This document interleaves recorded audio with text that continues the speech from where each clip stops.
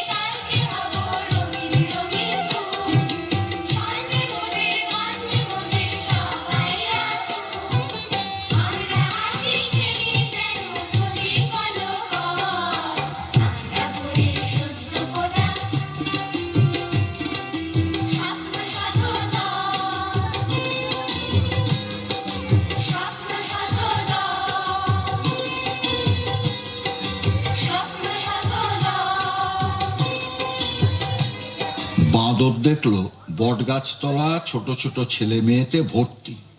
আমাদের মতো? ঠিক তোমাদের মতো।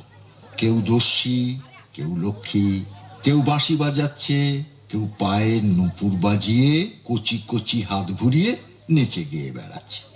সেই ছেলে মেয়ের মধ্যে একটা ছেলেকে বাঁদরের খুব পছন্দ হলো। ছেলে না তো, যেন রাজপুত্তুর। বাঁদর ছেলেটাকে তাড়াতাড়ি কোলে তুলে নিল। যেই বাঁদর ছেলেটাকে কোলে তুলে নিল, অমনি স্বপ্নের দেশ যেন কোথায় মিলিয়ে গেল। বাঁদর দেখলো কোথায় ষষ্ঠী ঠাকুর, কোথায় কে? বটতলায় দিঘির পাড়ে ছেলে কোলে সে একা দাঁড়িয়ে আছে। বাঁদর তখন লোকজন ডেকে সেই সোনার চাঁদ ছেলেকে রাজপুত্রের সাজে সাজিয়ে পালকিতে বসিয়ে বাদ্যি বাজিয়ে দিগনগর ছেড়ে চলে।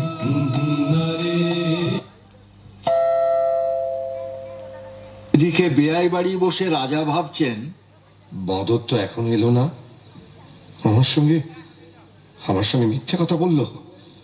রাজ্যে ফিরে গিয়ে ওর মাথা কাটবো।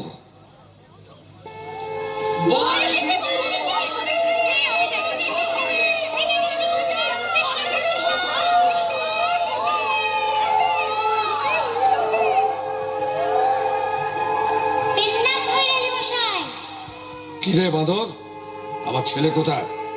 ছেলে দেখা, আর ফের যদি মিথ্যে কথা বলিস তো তোর গর্দান নেব। রাজামশাই, বাদর কখনো মিথ্যে কথা বলতে শেখেনি। আপনার ছেলে ওই পালকিতে বসে আছে। তাই নাকি? যান, নিয়ে আসুন। ও ঠিক আছে, যাই দেখি।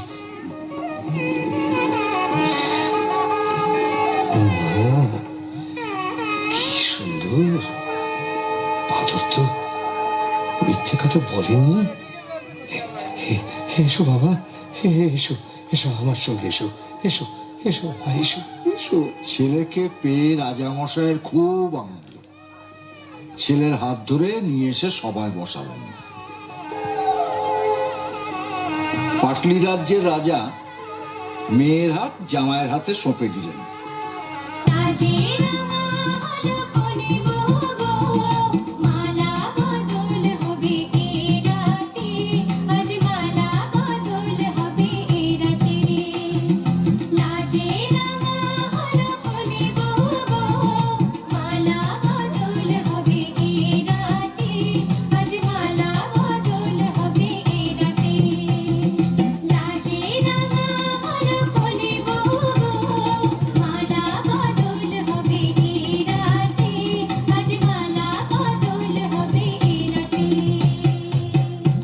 রাজা ছেলের বিয়ে দিয়ে তার পরদিন ছেলে বউ নিয়ে বাঁদরের সঙ্গে দেশে ফিরে গেলেন।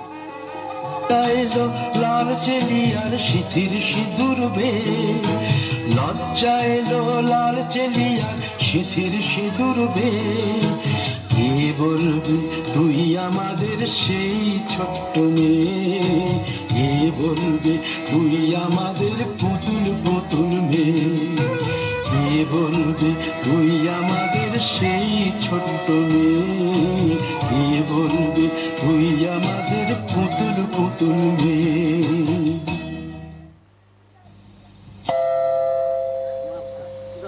বিয়ের বাজনা শুনে বড় রানী দুয়োরানীর বুক ভয়ে কাঁপতে থাকে। কি জানে বাঁদর আবার কি অঘটন ঘটিয়ে বসে আছে। নতুন মহলের দাস দাসীদের আনন্দ আর ধরে না। ছুটি এসে দুয়োরানীকে খবর দিল, মা, মা, বড় রানী মা, মহারাজা ছেলে বউ নিয়ে ঘরে এসেছেন, বউ বরণ করবেন, চলুন মা। মা, চোখে জল মুছ মা। এই দেখ তোর ছেলে বউকে নিয়ে এসেছি। হ্যাঁ, কি বললে মা? বরণ করে ঘরে তোর মা।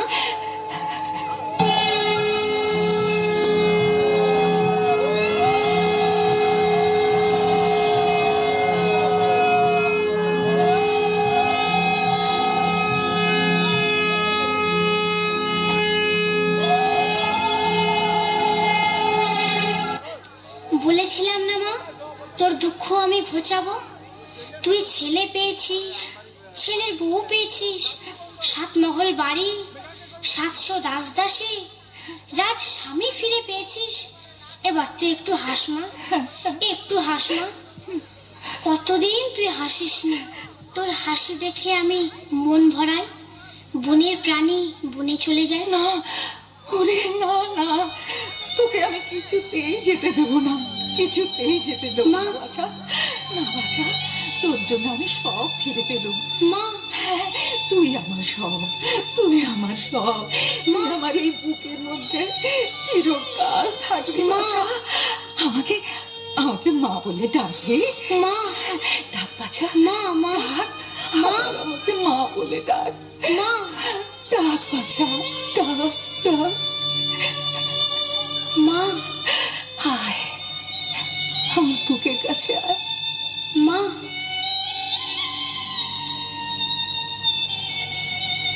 রাজার মনে আনন্দ আর ধরে না। মায়া রাজ্যের 8000 মানিকের 8 গাছা চুড়ি, 10 ভরি সোনার 10 গাছা মল, মুক্তোর হার, নীল রেশমের নীল শাড়ি ছেলের বউকে পরিয়ে দিলেন। রাজামশাই বাঁদরকে কিছু দিলেন না? দিলেন না মানে? নিশ্চয়ই দিলেন। রাজা ছেলের হাতে রাজ্যের ভার দিলেন, আর বাঁদরকে সেই রাজ্যের মন্ত্রী করে দিলেন। বাবা, কি মজা, বাঁদর হয়েছে মন্ত্রী, বাঁদর হয়েছে মন্ত্রী। তো থাম তো। দাদু, ও দাদু, বলো। ছোট রানী সুয়োরানীর কথা বললে না তো? সুয়োরানীর কথা আর কি বলবো।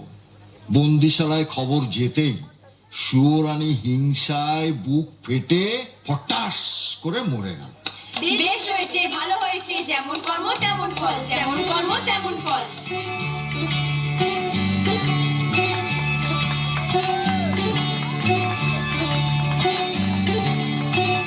কথাটি ফুরলো, নোটে গাছটি মুড়লো। আমার কথাটি ফুরলো, নোটে গাছটি মুড়লো। ক্ষীরের পুতুল গল্প শোনে মনটা তোদের জুড়লো। আমার কথাটি ফুরলো, নোটে গাছটি মুড়লো।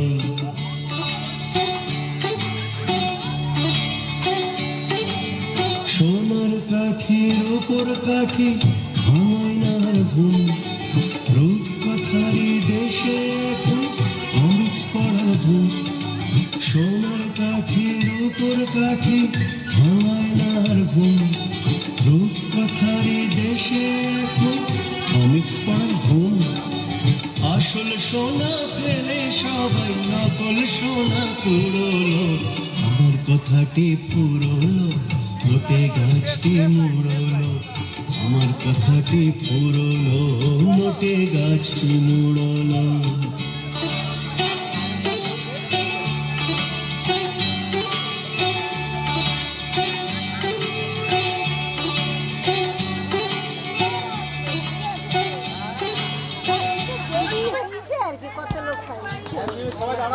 একটি বিশেষ ঘোষণা, বানরের চরিত্রে